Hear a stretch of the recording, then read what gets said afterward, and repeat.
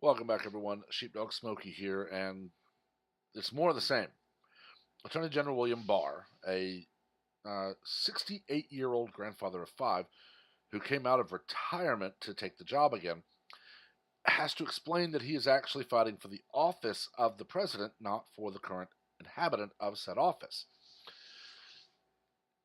It was almost within hours, if not days, of the 2016 election, one where Hillary Clinton proclaimed anyone who does not accept the results is a threat to democracy, and still, almost 3 years later, she has yet to accept them.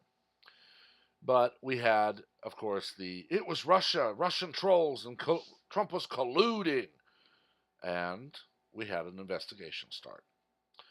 Over 2 years and $40 million later, Robert Mueller says there was no collusion and there is no evidence of obstruction. Robert Mueller himself has said that. When they tried to say Barr was incorrectly summarizing, he reached out to Mueller, who in a letter said, "No, you are not inaccurate, the media is." And that's ignored because Congress needs Barr to be this evil person in order to get their way, and he's not. You see, using an Oppo research dossier, which even the author of it says much is unverified, as the only evidence given to a judge to get a FISA warrant, that's wrong. And that's exactly what happened multiple times. James Comey was fired before the investigation began. If you look at it, you'll find that Barack Obama, Bill Clinton, LBJ, Carter, every other president, in fact, has fired people.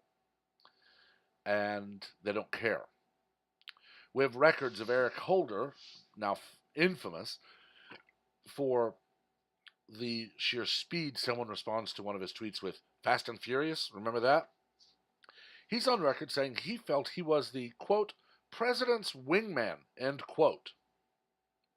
Yet when Attorney General Bill Barr wants to know why the sitting president at the time, Barack Obama, had no qualms about the Department of Justice spying, and no matter what they want to call it, surveillance or whatever, it is spying illegally on a candidate for president, that's a legitimate reason to be worried, to be upset.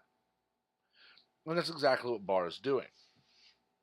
So when they couldn't get him to not use the word spy, they switched back and forth between their tactics. There has been nothing but attack after attack after attack. When Barr would not just march into Congress with a 100% unredacted copy of the report, they held him in contempt. Now we actually have an attorney who was testifying before Congress who said, had he complied with that subpoena, he would have broken the law. You see, the report you and I can read that is 92% unredacted, 8% is redacted, the redactions are required by law. The 6% that Congress can see that we can't, meaning they get a 2% redacted version, that 2% covers grand jury information, which by law must be redacted unless a court order is issued to remove said redactions. And trust me, they know this. They don't care. They went after Sessions in the confirmation and browbeat and bullied him into saying, "Fine, I'll recuse myself from anything you want me to." Whitaker, the junkyard dog and the brick pillar that he was, even he was told, "You must recuse yourself." No, he didn't have to. They didn't even have to confirm him. He was acting Attorney General. Barr was basically ordered, "You have to recuse yourself," and said no. Ultimately, the Senate, led by the Republican Party, thankfully came to their senses and said, well, he's basically said he'll do the job as the law requires him to do the job. And they confirmed him.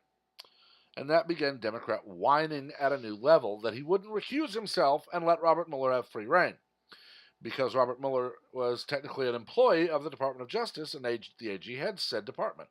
So basically, imagine You're being interviewed for manager of a customer support department, but you're told you can't actually be the manager over these 5 people. They get to do whatever the hell they want.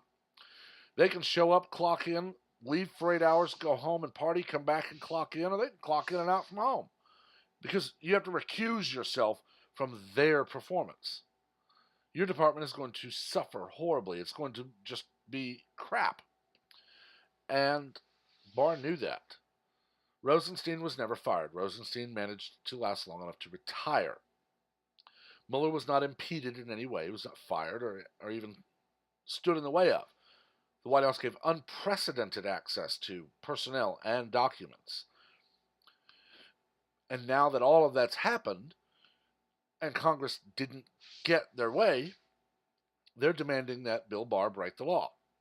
They're demanding that Robert Mueller basically come sit down and read his report to them so they can say, no, what's in that redaction? And when he says, I can't tell you because it's illegal, they can scream and yell that I am a member of Congress. You will do as I say.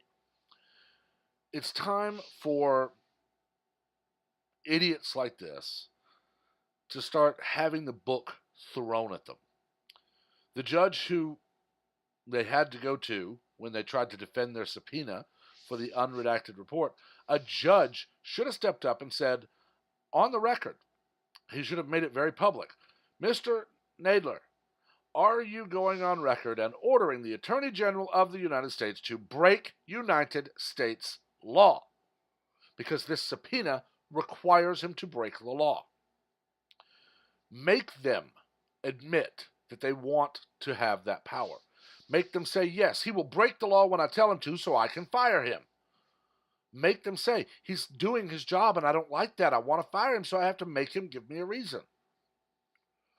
I honestly want one of them to try and remove Bill Barr, just so we actually get a hearing where some idiot like Nadler says, Mr. Barr, why didn't you release the 100% unredacted report?